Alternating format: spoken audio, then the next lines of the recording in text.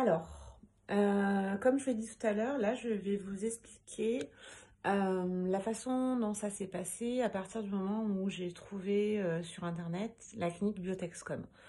En sachant que dans un premier temps, j'ai trouvé cette clinique parce que j'étais à la recherche, donc c'est pour un don d'ovocytes, et j'étais à la recherche d'une clinique qui pouvait éventuellement proposer des donneuses, des photos de donneuses, on va dire. Alors je sais que c'est pas très commun comme demande, mais c'était mon souhait. Je souhaitais avoir quelqu'un qui me ressemble, pouvoir choisir et pas que ce soit comme ils font en Espagne ou dans d'autres pays, un don anonyme ou pas mettre de visage sur une personne. Voilà, c'était mon souhait au départ. C'est pour ça que je me suis dirigée vers l'Ukraine et ça m'a confortée dans mon choix lorsque j'ai été en contact avec les coordonnatrices avec qui ça s'est très bien passé. Elles sont toutes adorables, elles parlent très bien français et ça a même vraiment mieux matché qu'avec les contacts que j'ai pu avoir en Espagne, chez Ivy ou chez... je sais plus comment il s'appelle l'autre gros, il y en a un autre gros. Enfin bref, de toute façon j'ai vite zappé, donc voilà. Me voilà ici à Kiev et, et je regrette pas mon choix pour l'instant. Alors, je vais vous expliquer tout ce qu'il faut faire en fait une fois que vous êtes en contact avec les coordonnatrices. En général, c'est sur WhatsApp. Donc, il faut que vous constituiez un dossier. Donc, pour ça, il y a pas mal de rendez-vous à faire en France.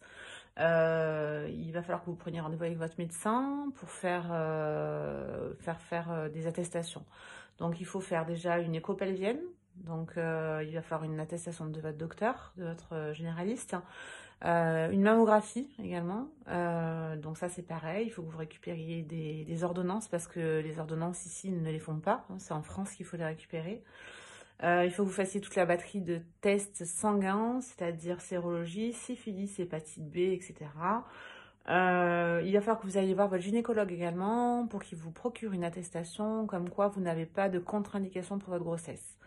Voilà, alors si comme moi vous avez déjà eu un bébé, ça pose pas de problème.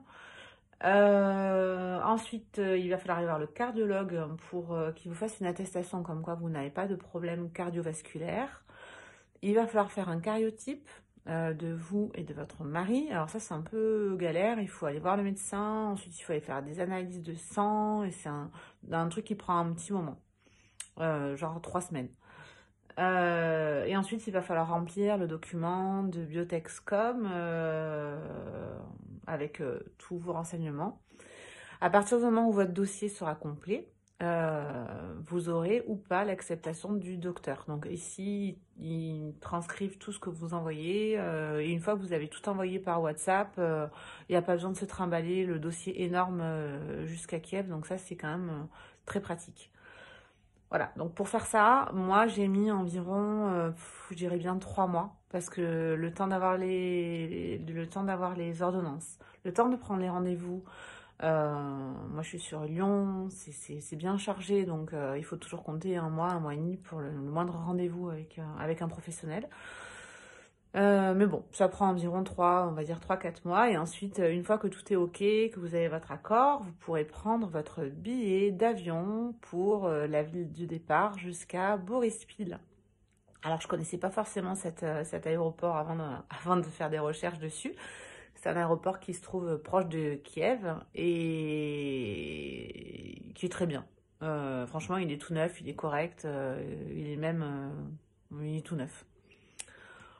Voilà, voilà. Donc, les billets d'avion, moi, j'en ai eu pour à peu près aller-retour, je parle par personne, 450 euros. Voilà. Mais je pense que ça dépend des périodes, ça dépend d'où on part, etc. Mais c'est la seule chose qui sera à votre charge en plus. Parce que ici, Biotexcom prend tout en charge. C'est-à-dire l'hôtel, les repas, les transferts, du taxi, de l'hôtel vers Biotexcom, mais ça, je vous en parlerai dans une seconde vidéo.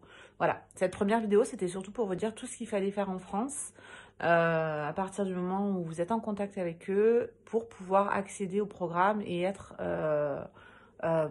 accepté, on va dire. Voilà, une fois l'acceptation faite, je vais vous raconter ensuite comment ça se passe lorsque l'on arrive à Boryspil. Donc voilà, je vous raconte ça dans 5 minutes.